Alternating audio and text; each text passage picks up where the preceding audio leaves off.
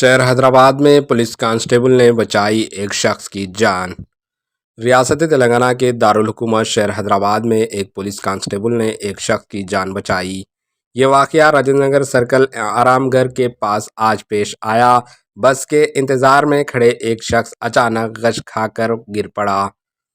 वहां traffic duty पर मौजूद कांस्टेबल राजशेखर ने सीपीआर की तरीक़ेकार के तहत इसकी इब्तदाई तिबी इमदाद की और इसे फौरी अस्पताल भिजवाने का इंतज़ाम किया।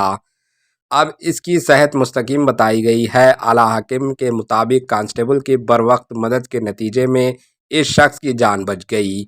पुलिस अहदेदारों ने कांस्टेबल की सताइश की। Bureau report HN news.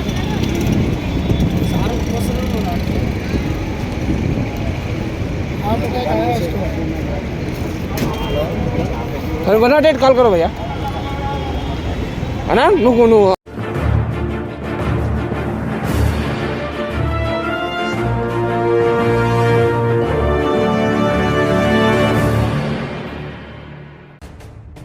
HN news के यूट्यूब चैनल को सब्सक्राइब करें और बेल आइकन को दबाना ना भूलें ताकि आपको हर नई आने वाली वीडियो का नोटिफिकेशन बर वक्त मिल सके।